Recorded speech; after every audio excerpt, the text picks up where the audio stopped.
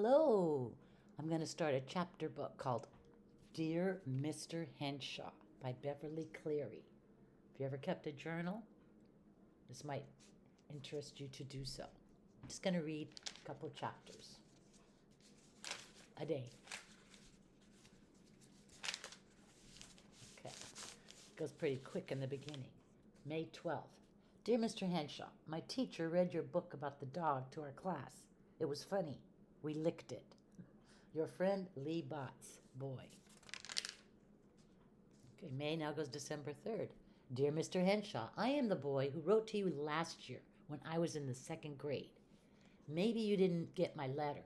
This year I read the book I wrote to you about called Ways to Amuse a Dog. It is the first thick book with chapters that I have read.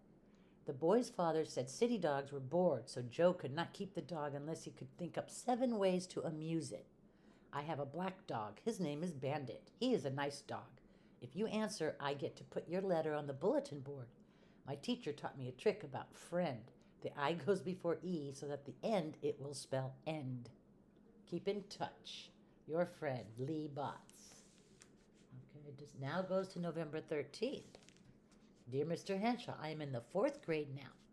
I made a diorama of ways to amuse a dog. The book I wrote to you about 2 times before. Now our teacher's making us write to authors for book week. I got your answer to my letter last year, but it was only printed. Please, would you write to me in your own handwriting? I am a great enjoyer of your books.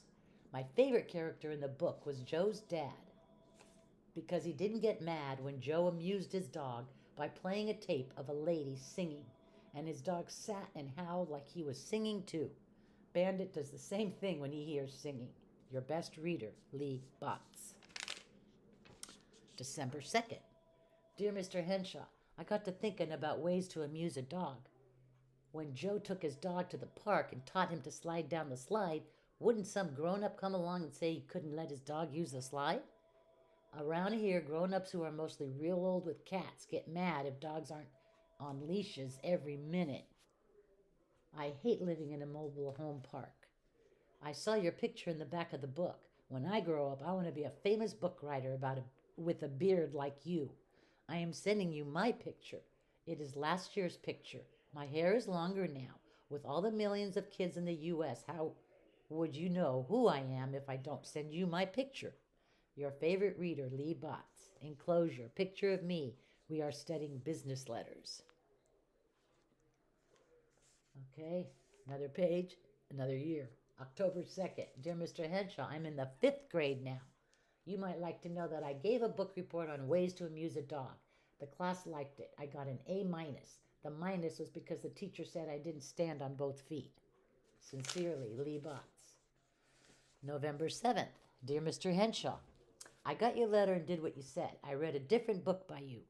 I read Moose on Toast. I liked it almost as much as Ways to Amuse a Dog. It was really funny the way the boy's mother tried to think up ways to cook the moose meat they had in their freezer. 1,000 pounds is a lot of moose.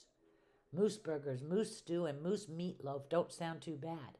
Maybe moose mince pie would be okay because with all the raisins and junk you wouldn't know you were eating moose.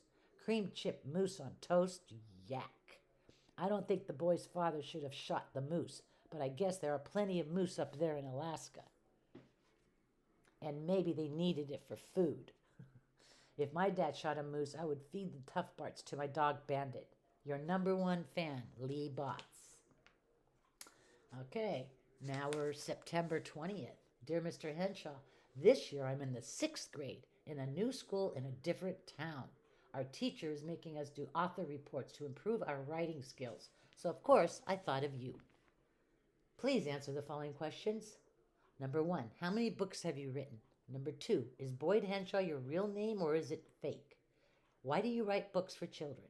Where do you get your ideas? Do you have any kids? What is your favorite book that you wrote?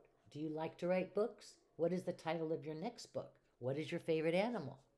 Please give me some tips on how to write a book. This is important to me. I really want to know so I can get to be a famous author and write books exactly like yours. Please send me a list of your books that you wrote, an autographed picture, and a bookmark. I need your answer by next Friday. This is urgent. Sincerely, Lee Botts. Deliver, de-letter, de-sooner, de-better. De-later, de-letter, de-matter, I get her. November 15th. Dear Mr. Henshaw, at first I was pretty upset when I didn't get an answer to my letter in time for my report, but I worked it out okay. I read what it said about you on the back of Ways to Amuse the Dog and wrote real big on every other line, so I filled up the paper. On the book it said you lived in Seattle, so I didn't know you had moved to Alaska, although I should have guessed from moose on toast. When your letter finally came, I didn't want to read it to the class because I didn't think Miss Martinez would like silly answers like your real name is Messing A. Round, and you don't have kids because you don't raise goats. She said I had to read it. The class laughed and Miss Martinez smiled, but she didn't smile when I came to the part about your favorite animal was a purple monster who ate children, who sent authors long lists of questions for reports instead of learning to use the library. Your writing tips were okay. I could tell you meant what you said. Don't worry. When I write something, I won't send it to you. I understand how busy you are with your own books. I hid the second page of your letter from Miss Martinez. That list of questions you sent for me to answer really made me mad.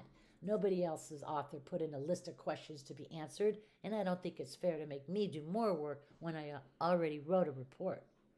Anyway, thank you for answering my questions. Some kids didn't get any answers at all, which made them mad, and one girl almost cried. She was so afraid she would get a bad grade. One boy got a letter from an author who sounded real excited about getting a letter and wrote such a long answer the boy had to write a long report. He guessed nobody ever wrote to that author before, and he sure wouldn't again. About 10 kids wrote to the same author, who wrote one answer to all of them. There was a big argument about who got to keep it until Miss Martinez took the letter to the office and duplicated it. About those questions you sent me, I'm not going to answer them, and you can't make me. You're not my teacher. Yours truly, Lee Botts. P.S. When I asked you what the title of your next book was going to be, you said, "Who knows?" Did you mean that was the title? Or you don't know what the title will be? And do you really write books because you have read every book in the library and because writing beats mowing the lawn or shoveling snow? November 16th. Dear Mr. Henshaw, Mom found your letter and your list of questions, which I was dumb enough to leave lying around. We had a big argument. She says I have to answer your questions because authors are working people like anyone else, and if you took time to answer my questions, I should answer yours. She says I can't go through life expecting everyone to do everything for me. She used to say the same thing to Dad when he left his socks on the floor. Well, I gotta go now. It's bedtime. Maybe I'll get around to answering your 10 questions, and maybe I won't. There isn't any law that says I have to. Maybe I won't even read any more of your books. Disgusted reader, Lee Botts. If my dad was here, he would tell you to go climb a tree.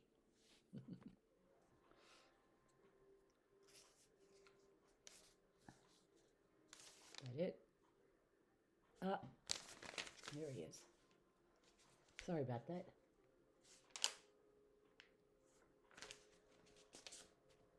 November 20th. Dear Mr. Henshaw, Mom is nagging me about your dumb old questions. She says if I really want to be an author, I should follow the tips in your letter. I should read, look, listen, think, and write. She says the best way she knows for me to get started is to apply the seat of my pants to a chair and answer your questions and answer them fully. So here goes. Number 1, who are you? Like I've been telling you, I am Lee Botts, Lee Marcus Botts. I don't like Lee for a name because some people don't know how to say it or think it's a girl's name. Mom says with a last name like Botts, I need something fancy, but not too fancy. My dad's name is Bill and Mom's name is Bonnie. She says Bill and Bonnie Botts sounds like something out of a comic strip. I am just a plain boy. This school doesn't say I am gifted and talented, and I don't like soccer very much, the way everybody at this school is supposed to. I am not stupid either. I wonder why you said that. Number 2, what do you look like? I already sent you my picture, but maybe you lost it. I am sort of medium. I don't have red hair or anything like that. I'm not real big like my dad. Mom says I take after her family, thank goodness. That's the way she always says it. In first and second grades, kids used to call me Lee the Flea, but I have grown. Now when the class lines up according to height, I am in the middle. I guess you could call me the mediumest boy in the class. This is hard work. To be continued, maybe. Lee Botts. Okay, that's it for today. A 10-minute read, and I'll continue tomorrow. Have a great day. Bye.